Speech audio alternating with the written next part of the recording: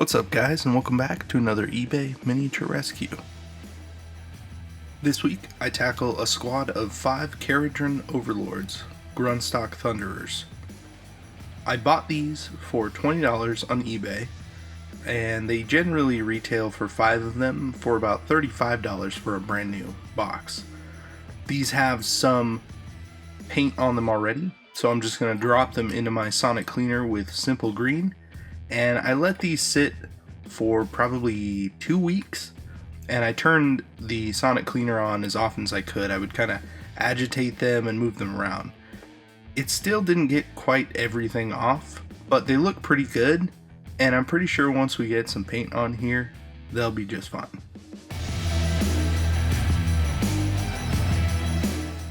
First things first, let's use Vallejo Surface Primer Black through the airbrush to give all of them a nice even prime.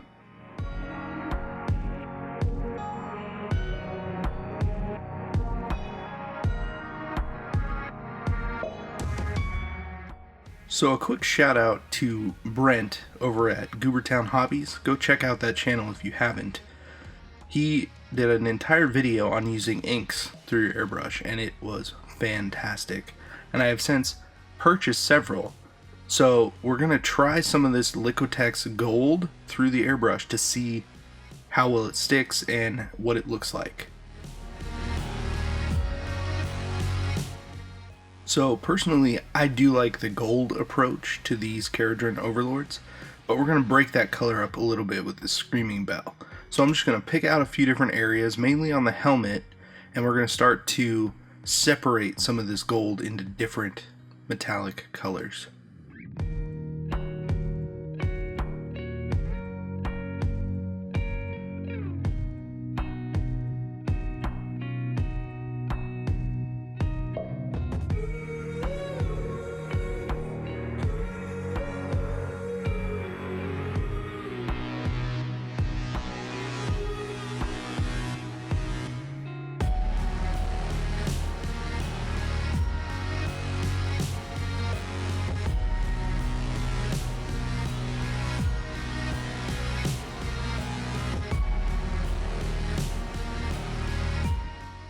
Next up is Rhinox hide for the boots.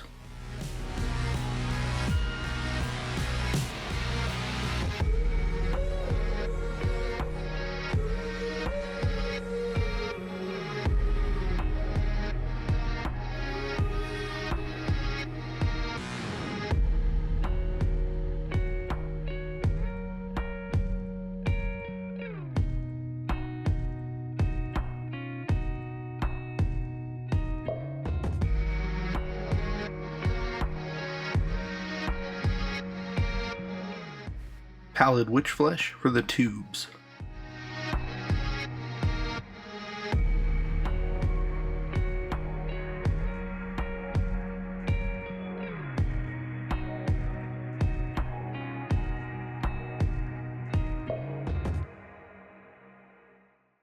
Radiant platinum will be another metallic that we throw onto the armor and just kind of pick out different things just to break up that gold color.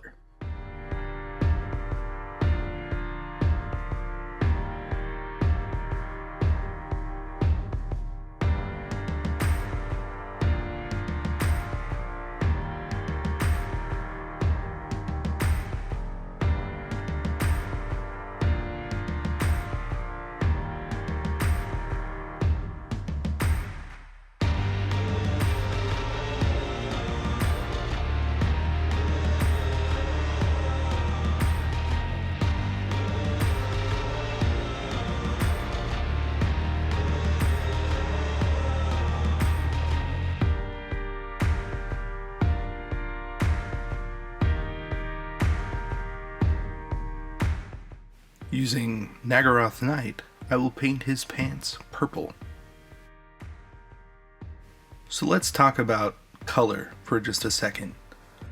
A lot of people have been asking, how do you pick your color schemes? What do you do for that? And it's actually pretty simple. So you pick yourself up a color wheel, and you just look at the color that you want your main thing to be. So in this case, we've kind of got this bright yellow for the gold, right? So the opposite of yellow on the color wheel is purple. So purple pants with yellow armor just look more striking.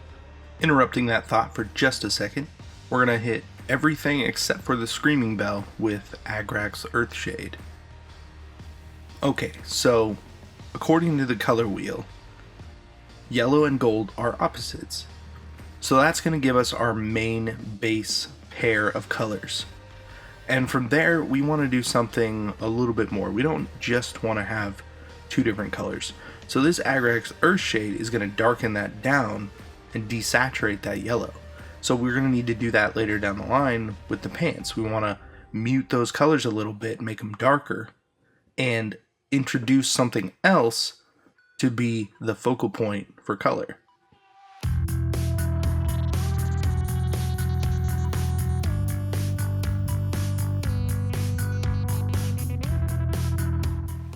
Alright, so with Druchii Violet, we're going to use that to go over all of the Screaming Bell, and that's going to introduce that purple into those shadows, which is going to accentuate that gold just a little bit more, and it's going to turn this copper into more of an orangey red. And if we look at the color wheel again, we're playing off of this orangey red. It's going to be blue on the opposite end. So now we have to think, okay, from here we're looking at this, it's fairly desaturated, but we want to introduce blue later on. With Runefang Steel, I'm just going to go over most of the model in kind of the focal points where you're looking for the most part. So in the face, on the hands, on the gun, the things that if you picked it up and looked straight at it, that's what you're going to see for the most part. So I'm just going to highlight that stuff, edge highlighting, and give a little bit more depth to this model.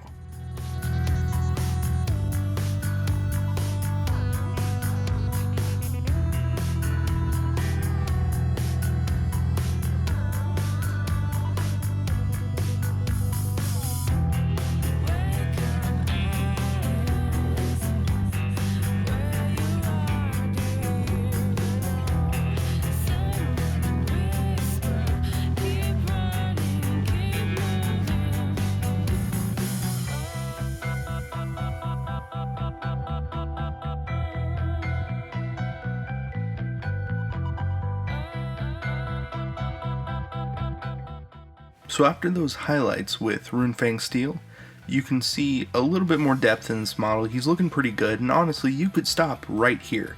This is a perfectly acceptable tabletop standard model.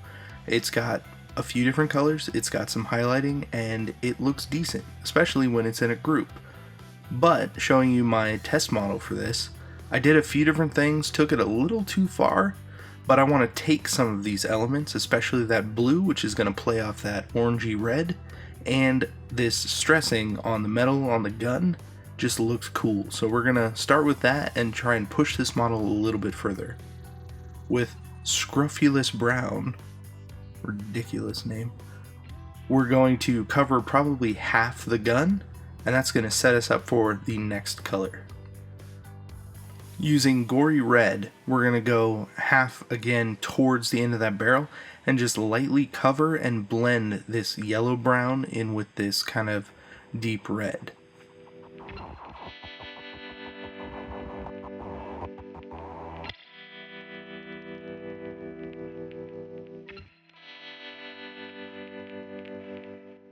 So that's looking pretty cool so far. But we're going to use some Naggaroth Night, which is a nice deep purple, and we're going to layer that over a little bit of the red, but again, halfway towards the barrel, we're going to saturate a lot more. It's going to be more opaque, and that's really going to give that stressed look. But we can still take this one step, two steps further. So because I'm switching colors out so often, I wanted to quickly show how I go about doing that in an efficient manner. So using a water bottle, you squirt water in, you mix it up, suck it back out, and just kind of clean out the pot. Then when you add a new color like this Kharadron Sky, it's mixing a little bit with that other color, which is going to give it a nicer transition. So we're using this blue to hit basically the end of the barrel to complete our stressed metal look. So you can see all the colors right in line, and the last step is to char the whole thing with a Baden Black. We're not going to do this in a regular pattern. We're going to keep it a little bit irregular, and I want to darken everything down by glazing that with the airbrush over kind of the end of that barrel. So it's going to darken those colors down, and it's going to give that black charred look.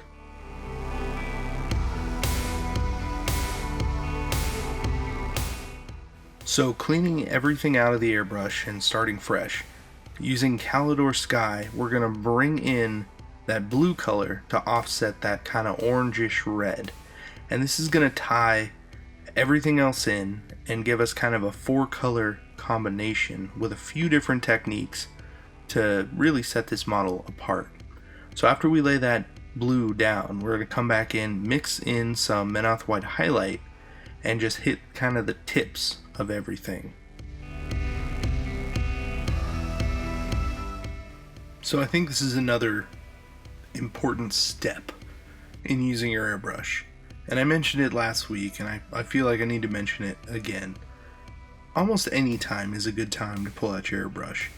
You know, if you get your good base coats down, you've got your wash, you've got your highlights, you might as well pull your airbrush out and try something you haven't done before. There's no reason not to use it, even if you think you're going to overspray. There are multiple ways to stop that from happening, and you can get in really tight with the needle. I mean, I'm going in on this dude's, not even his lens eye, but his eye. And it worked out. I mean, I did get a little bit lucky, but it worked out, and that's pretty awesome.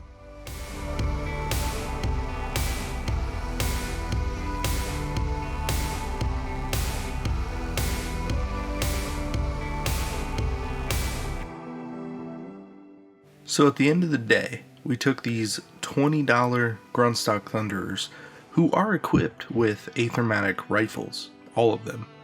Although, I think that rule has been changed by now. Somebody's going to have to let me know. I don't think they can all carry the same gun. It doesn't matter though, you play to have fun. Unless you don't and you want to win, but whatever, that's neither here nor there. If you enjoyed this video, please consider liking, sharing, and subscribing. Head on over to the Facebook page to get a little bit of early access knowledge as to what I'm working on, share your works in progress, and talk about hobby with other fun people. Thank you for joining me on another eBay miniature rescue. I am Casey, and I will see you in the next video.